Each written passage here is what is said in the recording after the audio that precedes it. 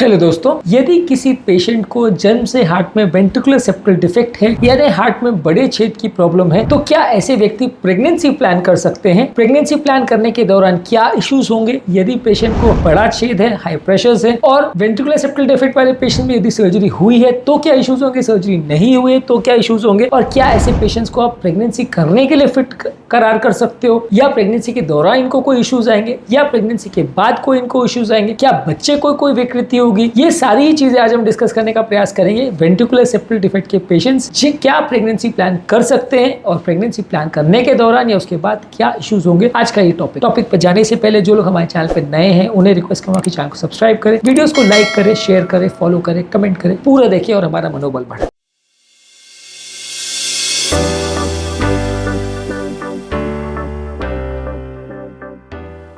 सबसे पहले यदि किसी व्यक्ति का वेंट्रिकुलर सेप्टल डिफेक्ट काफी साल पहले अगर बंद हो चुका है, सर्जरी द्वारा उसको बंद किया जा चुका है, या स्पॉन्टेनियस क्लोजर हो चुका है यानी बच्चे को छोटा छेद था जो कि 7-8 साल की आयु से पहले बंद हो चुका है, तो वैसे केस में ज्यादातर में कोई खास दिक्कत नहीं आएगी और प्रेगनेंसी आप जैसा प्लान करना है वैसा कर सकते हो। ज्यादातर पेशेंट में कोई सिग्निफिकेंट इश्यूज नहीं होंगे क्योंकि इस तरह के पेशेंट में हार्ट लगभग पूरी तरह से हम मान के चल रहे हैं कि नॉर्मल था, छेद सही टाइम पे ऑपरेशन उसका हो गया, राइट साइड के प्रेशर वगैरह सब नॉर्मल है, हार्ट फेलियर में नहीं है, तो दिक्कतें नहीं आएंगी। लेकिन यदि इनमें से कोई भी एक चीज है कि मान लीजिए हार्ट का फेलियर हो चुका था, हार्ट में कोई कंडक्शन की प्रॉब्लम है, राइट साइड के प्रेशर बहुत ज्यादा है, पेशेंट मल्टीपल मेडिसिन पर है, तो वैसे केस में कॉम्प्लिकेशंस या प्रॉब्लम्स होने का चांस कई गुना बढ़ सकता है। कितने प्रॉब्लम्स है, कितनी तरह की प्रॉब्लम्स है, उसका क्या ट्रीटमेंट चल रहा है, कितनी मेडिसिन चल रही है, ये सब चीजों को हिसाब रख के ध्यान देना पड़ेगा कि पेशेंट को प्रेगनेंसी के दौरान कितना रिस्क होगा और किस तरह का रिस्क होगा। इसके अलावा यदि कोई पेशेंट को छेद ऐसा है जिसका ऑपरेशन नहीं हुआ है तो फिर इश्यूज अराइज होते हैं। यदि छेद बहुत छोटा है और 2-4 मिलीमीटर का ही है और उससे थोड़ा बहुत शंटिंग हो रहा है लेकिन कोई हार्ट फेलियर नहीं हो रहा है, पेशेंट को कोई सिम्टम्स नहीं है, चलने फिरने में कोई सांस नहीं फूल रही है, तो प्रेगनेंसी वो प्लान कर सकता है, इसमें कोई ज्यादा दिक्कत नहीं आएगी। लेकिन यदि मान लीजिए वो छेद बड़ा है, हार्ट फेलियर कर सकता है, अनकरेक्टेड छेद है, राइट साइड के प्रेशर ऑलरेडी ज्यादा है, या पेशेंट को ऑलरेडी आइजनमेंगर सिंड्रोम हो चुका है जहां राइट साइड के प्रेशर इतने ज्यादा बढ़ चुके हैं कि पेशेंट का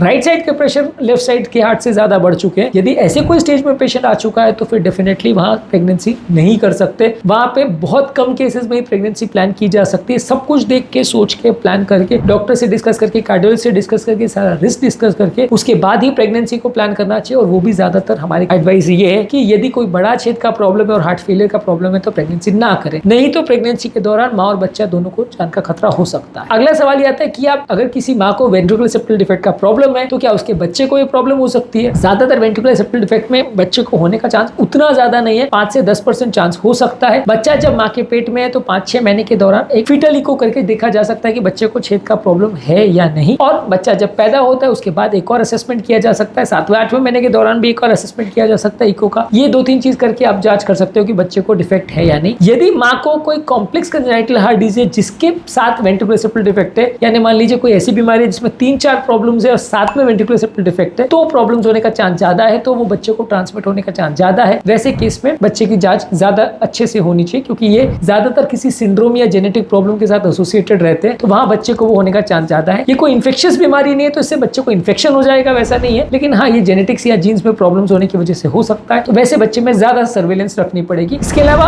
अगर माँ को छोटा छेद है या पहले से करेक्ट अगर हो गया है तो फिर आपको बहुत ज्यादा अग्रेसिव कार्डियक मॉनिटरिंग की जरूरत नहीं होगी। फिर भी हम रिकमेंड करते हैं कि प्रेगनेंसी के हर 3-3 महीने में एक इकोकार्डियोग्राफी एटलीस्ट करवाते रहे। इससे सिग्निफिकेंट आपको पता चलता रहेगा कि कोई डिटोरिएशन तो नहीं हो रहा है, कोई हार्ट फेलियर की तरफ नहीं जा रहा है, या कोई सडन प्रेशर पड़ने की वजह से हार्ट में डिटोरिएशन तो नहीं हो रहा है। क्या होता है प्रेगनेंसी के दौरान बच्चे का एडिशनल बॉडी वेट की वजह से एक्स्ट्रा ब्लड सप्लाई हार्ट को करना पड़ता है, ये एक्स्ट्रा स्ट्रेस कभी कभी हार्ट नहीं झेल पाता है और कंडीशन बिगड़ भी सकती है। तो ऐसे केस में यदि आप हर महीना, 2 महीना, 3 महीने में एटलीस्ट स्कैनिंग करते रहेंगे तो आपको थोड़ा सा आइडिया रहेगा कि कंडीशन बिगड़ सकती है या नहीं, और बिगड़ने से पहले आप अप्रोप्रिएट ट्रीटमेंट स्टार्ट कर सकते हो। ज्यादातर केस में मेडिसिन आप देना अवॉइड करते हो क्योंकि ये ज्यादातर मेडिसिन बच्चे के लिए बहुत सेफ नहीं मानी जाती, बच्चे को नुकसान पहुंचा सकती है, बच्चे में जन्मजात विकृति जिसे टेराटोजेनिक इफेक्ट बोलते हैं ये हो सकता है। तो इसलिए ज्यादातर इस तरह के पेशेंट्स में आप ये एडवाइस नहीं करते हो कि आप बहुत ज्यादा मेडिसिन लो, जहां तक पॉसिबल हो मेडिसिन को मिनिमम रखना पड़ता है।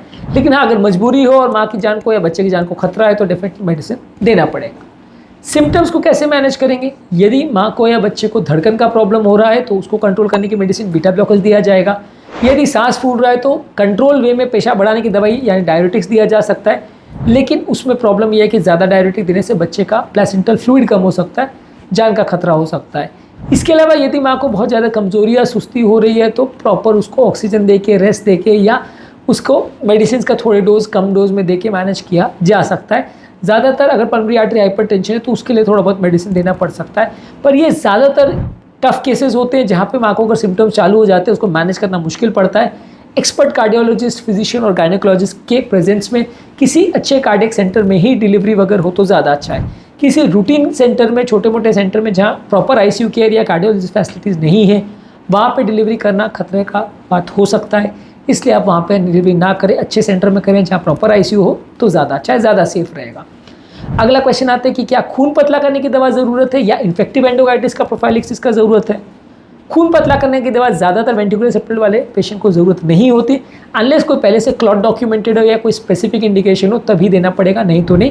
क्लॉटिंग की थोड़ी टेंडेंसी प्रेगनेंसी में वैसे भी होती है, पर खून पतला करने की दवा यूजली नहीं दिया जाता है। इन्फेक्टिव एंडोकार्डिटिस प्रोफाइलैक्सिस की जहाँ तक बात है, यानी प्रेगनेंसी के डिलीवरी के दौरान हार्ट में इन्फेक्शन ना हो जाए, इसके लिए कई बार कीटाणुनाशक दवाइयाँ दी जाती है, लेकिन कई बार ये दवाइयाँ VSD पेशेंट में ना भी दे तो चलेगा। अगर आपने प्रॉपर हाइजीन वगैरह मेंटेन किया है और सब चीज़ का प्रॉपर ध्यान रखा है तो उतना ज़्यादा इन्फेक्शन होने का चांस नहीं है।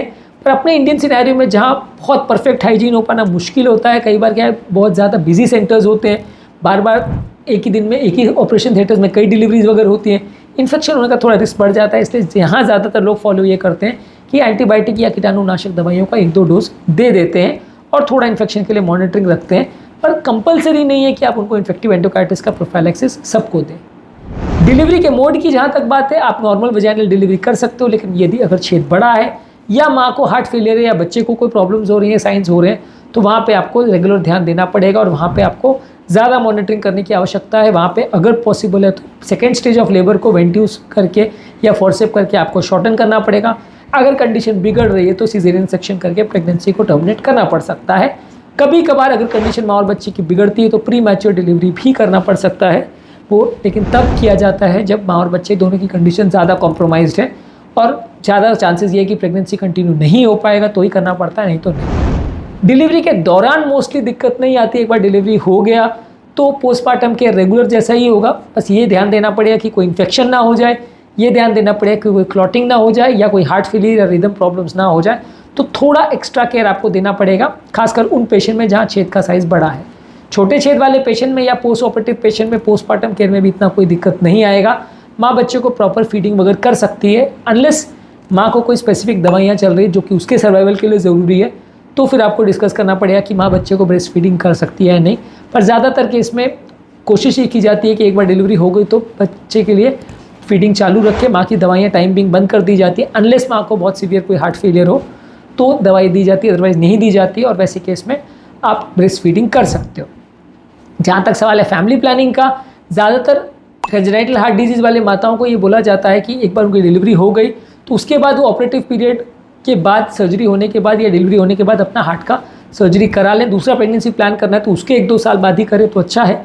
और यदि ऐसा कोई कंडीशन है जहाँ उसका हार्ट का ऑपरेशन नहीं हो सकता है तो सेकेंड प्रेगनेंसी प्लान करने से पहले अच्छी तरह से डिस्कस कर ले, प्लान आउट कर ले, और फिजिबल और बहुत ज़रूरी हो तो ही सेकेंड प्रेगनेंसी प्लान करें, नहीं तो नहीं करें। नहीं तो कई बार क्या है प्रॉब्लम्स हो सकती है। हर एक पेशेंट में किस तरह का VSD है, किस तरह का प्रॉब्लम है, किस तरह का छेद है, क्या इश्यूज़ है, हर चीज़ों को ध्यान में देख कर इंडिविजुअलाइज थेरेपी करनी पड़ती है।